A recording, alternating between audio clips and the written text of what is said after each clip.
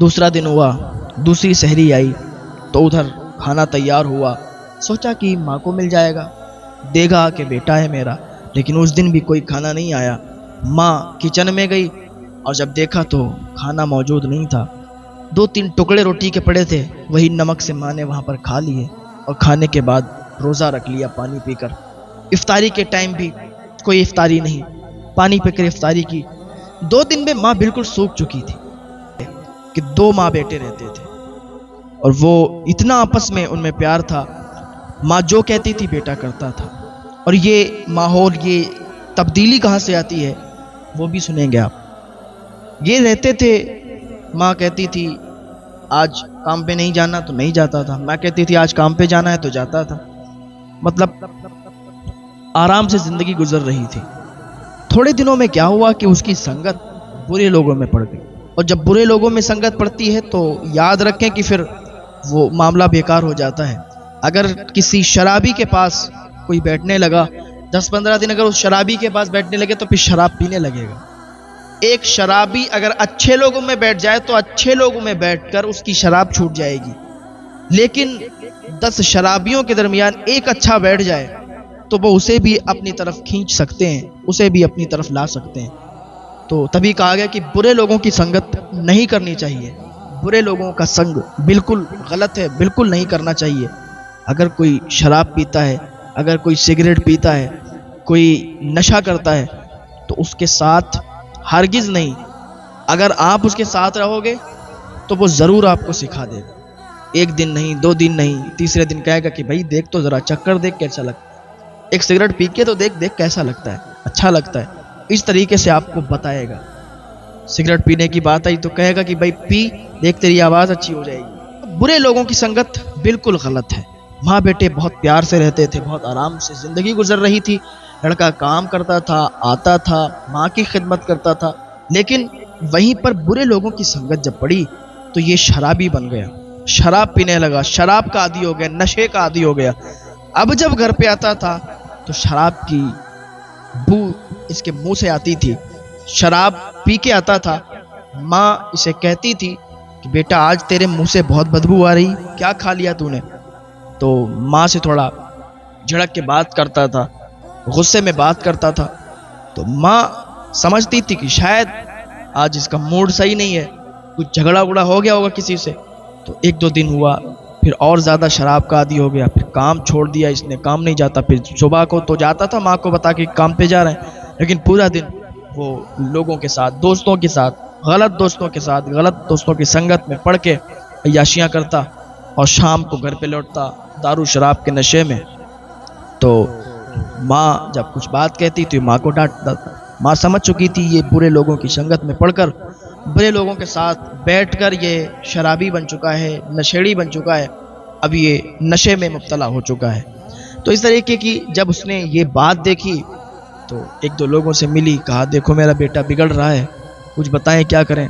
Doctor سے ملی اور بھی لوگوں سے، اس نے کہا ایسا ہے کہ اس کی شادی کر دو، شادی جب ہو جائے گی تو اس کو احساس ہو جائے گا کہ زندگی کیسے گزاری جاتی ہے، بیوی آئے گی تو سب صحیح ہو جائے گا۔ وہ کہا ٹھیک ہے۔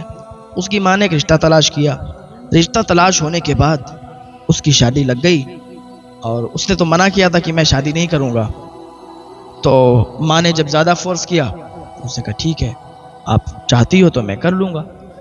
شادی ہو گئی، شادی ہونے کے بعد بہو گھر پہ آ گئی، پہلے تو ماں ہی سارا کام کرتی تھی، اب کیا ہوا کہ اب جیسے ہی اس کی بیوی آئی تو اس نے سارا کام سنبھال لیا، بیوی جھاڑو لگاتی، بیوی پوچھا کرتی، کھانا بناتی، سب کچھ بیوی کرتی تھی۔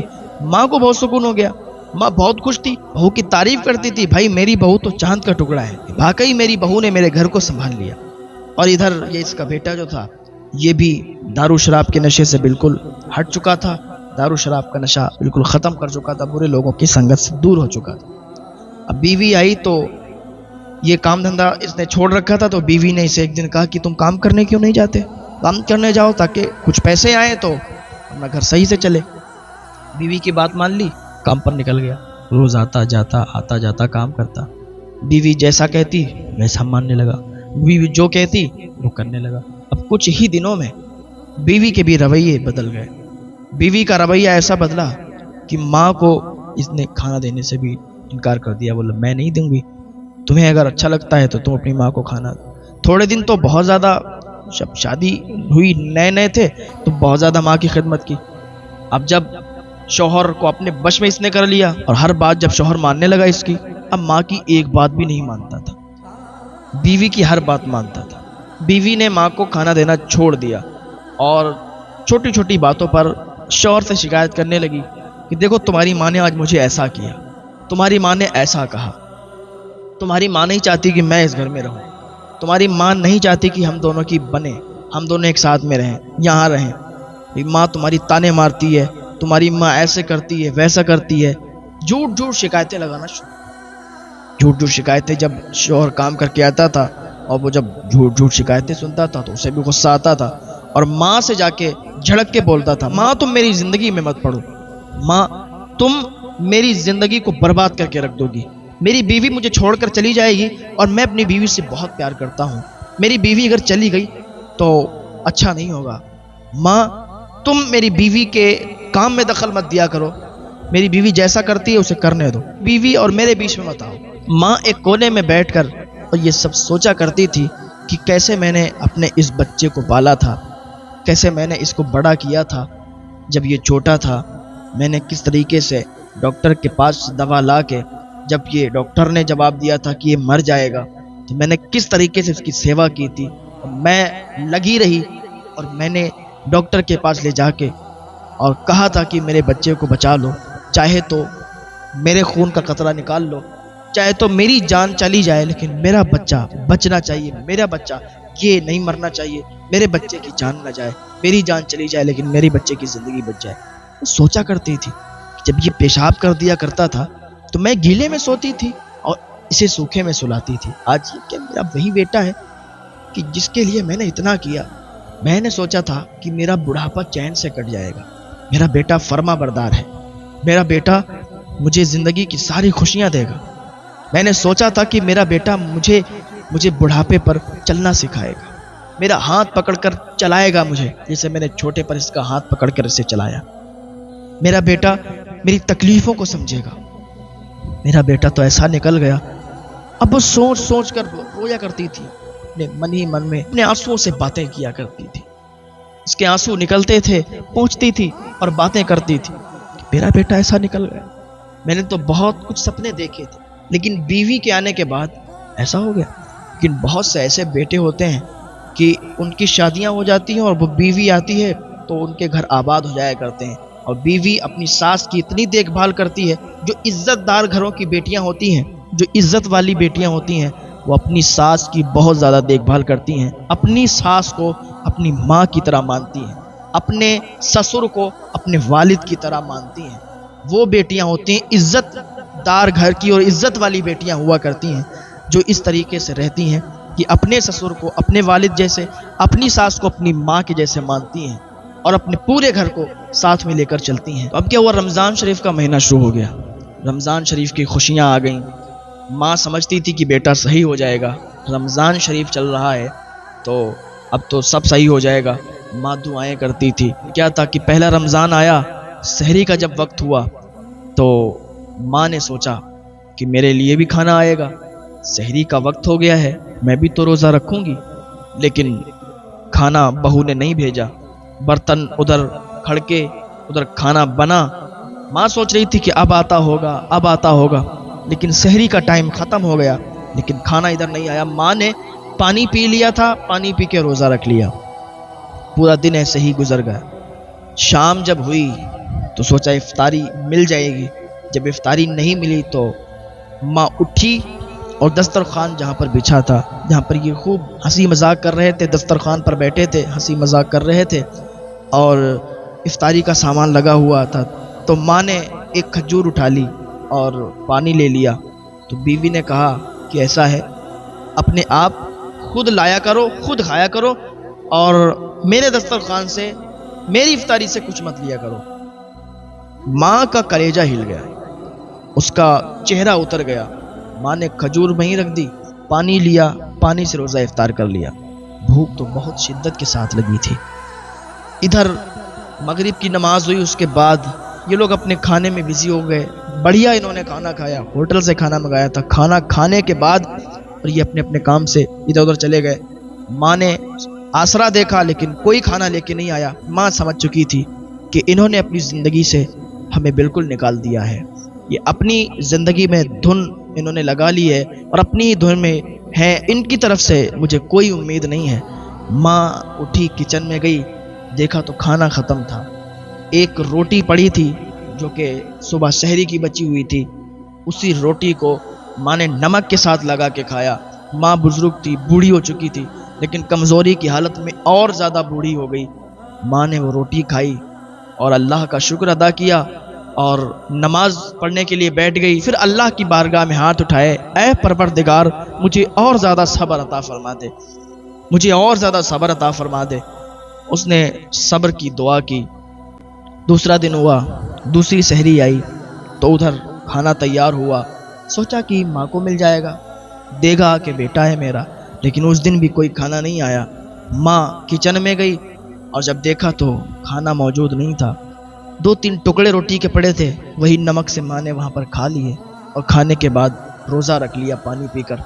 افطاری کے ٹائم بھی کوئی افطاری نہیں، پانی پی کر افطاری کی. 2 دن میں ماں بالکل سوکھ چکی تھی، بالکل سوکھ چکی تھی.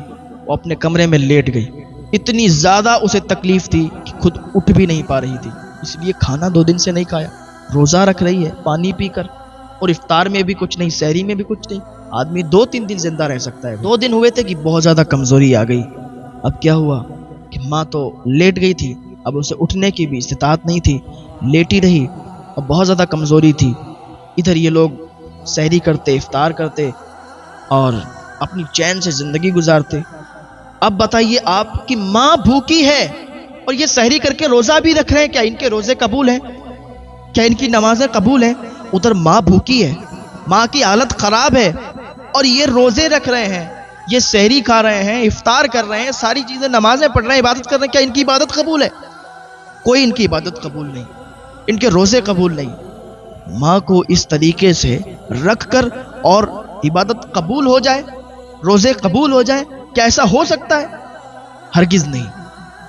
اللہ پاک ہم سب کو ہدایت کی توفیق عطا فرمائے، والدین کی خدمت کرنے کی توفیق عطا فرمائے. ماں اگر روٹھ جائے اسے منا لیا کرے، باپ اگر روٹھ جائے اسے منا لیا کرے. اگر ماں باپ روٹھے ہوں گے تو زندگی میں کبھی بھی کامیابی نہیں ملے گی. ماں باپ اگر آپ سے ناراض ہوں گے زندگی میں کبھی بھی کامیاب نہیں ہوگے. چاہے کسی کی بھی چوکھٹ پر چلے جاؤ، کسی بھی بارگاہ میں چلے جاؤ، کتنی بھی دعائیں کروا لو، کوئی دعا تمہارے حق میں قبول نہیں ہوگی اگر تمہارے ماں باپ تم سے خفا ہیں، اگر تمہارے ماں باپ تم سے ناراض ہیں. ماں لیٹی تھی اور 1 دن گزر گیا، 2 دن گزر گئے، 3 دن گزر گئے. ماں دروازے سے باہر نہیں آئی، ماں اپنی جگہ سے باہر نہیں آئی. بیٹے نے کہا دیکھتے ہیں چل کے ماں کو کہ کیا حال ہے. 3 دن ہو گئے لیکن گھر سے باہر نہیں نکلی. جب دروازہ کھولا تو کیا دیکھتے ہیں کہ ماں کا انتقال ہو گیا تھا. ماں کا انتقال ہو گیا تھا اور ماں بالکل سوکھ چکی تھی. ماں 3 دن سے اندر تھی، باہر نہیں آئی. انہوں نے جھانا نہیں، انہوں نے جھانک کر نہیں دیکھا. لیکن 3 دن کے بعد بیٹے کو فکر ہوئی کہ چلو ماں کو دیکھ لیتے ہیں. دیکھا تو ماں مر چکی تھی. اب اس نے رونا چلانا شروع کر دیا، بہت زیادہ چیخنے لگا، چلانے لگا. اب تیرے چیخنے اور چلانے سے کیا فائدہ؟ ماں کو تو نے ہی مارا ہے. اب اسے احساس ہو رہا تھا کہ میں نے بہت غلط کیا. اگر ماں کی خدمت کرتا، ماں کی دیکھ بھال کرتا، ماں کو اگر سحری ملتی، ماں کو اگر افطاری ملتی تو ماں بچ جاتی. ماں اس طریقے سے نہیں جاتی. اب اسے بہت افسوس ہو رہا تھا. کیا ایسے بچے کیا یہ معاف کر دیے جائیں گے کہ یہ تو اپنی ماں کا قاتل ہے؟ ایسے بچے، ایسی اولاد معاف کی جائے گی؟ ارے ماں باپ کو تم نے کیا سمجھا ہے؟ ماں باپ کا بہت اعلیٰ مرتبہ ہے. حضور پاک صلی اللہ علیہ وسلم کی بارگاہ میں ایک نوجوان آیا اور آ کے کہنے لگا کہ حضور میرے مال سے میرا باپ بغیر اجازت کے کھا لیتا ہے. حضور پاک صلی اللہ تعالیٰ علیہ وسلم نے جب اتنا سنا تو کہا اس کے باپ کو بلایا جائے. جب اس کا باپ آیا تو راستے میں اس نے کچھ اشعار کہے، کچھ کہا. حضور کی بارگاہ میں جب پہنچا تو حضور نے فرمایا کہ بات تو ساری بات میں کریں گے، پہلے یہ بتا تو نے راستے میں کیا پڑھا تھا، تو نے راستے میں کیا کہا تھا، کون سے اشعار کہے تھے؟ تو وہ کہتا یا رسول اللہ صلی اللہ علیہ وسلم آپ تو دلوں کے حال کو بھی جانتے ہیں. یا رسول اللہ میں یہ کہہ رہا تھا کہ جب میرا بیٹا چھوٹا تھا اپنے بیٹے کی خوشی کے لیے کچھ بھی کرنے کو تیار تھا. جب میرا بیٹا چھوٹا تھا میں اس کی انگلی پکڑ کر اسے چلنا سکھاتا تھا. میں اس سے امید یہ رکھتا تھا کہ جب میں بوڑھا ہو جاؤں گا یہ جوان ہوگا تو مجھے میرا ہاتھ پکڑ کر یہ مجھے چلائے گا. میں اس کو اپنے کندھے پر بٹھالتا تھا. امید یہ رکھتا تھا میں بوڑھا ہو جاؤں گا یہ میرا سہارا بنے گا. میں اس کا ساتھ دیتا تھا. میں اپنے دانتوں سے چبا چبا کر اسے کھانا کھلاتا تھا اس لیے کہ جب میں بوڑھا ہو جاؤں گا میرے دانت کمزور ہو جائیں گے میرا بیٹا اپنے منہ سے چبا چبا کر مجھے کھانا کھلائے گا. لیکن مجھے یہ امید نہیں تھی یا رسول اللہ صلی اللہ علیہ وسلم مجھے یہ امید نہیں تھی کہ میرا بیٹا آپ کی بارگاہ میں آ کے شکایت کرے گا کہ میرا باپ میرے مال سے بغیر اجازت کھا لیتا ہے. جب حضور پاک صلی اللہ تعالی علیہ وسلم نے یہ سنا تو اتنا روئے کہ آنسوؤں سے ساری داڑھی تر ہو گئی. اتنا روئے آپ کہ آنسو نیچے ٹپکنے لگے اور داڑھی بھیگ چکی تھی. اور پھر فرمایا آپ نے کیا تجھے پتا ہے یہ جتنا بھی تیرے پاس ہے یہ تیرا کچھ بھی نہیں ہے یہ سب تیرے باپ کا ہے. اگر تیرے باپ نہ ہوتے تیرے والد نہ ہوتے تو بھی آج نہیں ہوتا. تو کیا ہے یہ سارا کچھ یہ مال یہ دولت یہ سب تیرے باپ کا ہے اور تیرا باپ جو چاہے کر سکتا ہے جب چاہے جتنا لے سکتا ہے. وہ حضور کے قدموں میں گر گیا. حضور معاف فرمائے میں نادان تھا. حضور معاف فرمائے مجھ میں عقل نہیں ہے. میں نے آپ سے شکایت کر دی. میں توبہ کرتا ہوں. اور اس نے اپنے باپ کو گلے سے لگایا. باپ نے بیٹے کو گلے سے لگایا. کہا بیٹا تیری اتنی چھوٹی سوچ تھی. کہا بابا مجھے معاف کر دو اس سے غلطی ہو گئی. تو ہمارے پاس ہمارا کچھ بھی نہیں ہے. جو کچھ بھی ہے سب والدین کا ہے. ہمیں چاہیے کہ ہم والدین کی خدمت کریں ان کی سیوا کریں کبھی ان سے اف تک بھی نہ کہیں. ماں باپ کی دعاؤں میں بہت اثر ہوتا ہے. اگر ماں باپ دعا کر دیں تو بچہ کامیاب ہو جاتا ہے. کامیابیوں کی وہ منزل پر پہنچتا ہے کہ جہاں کسی کی دعائیں کام نہیں آتی ہیں وہاں ماں باپ کی دعائیں کام آتی ہیں.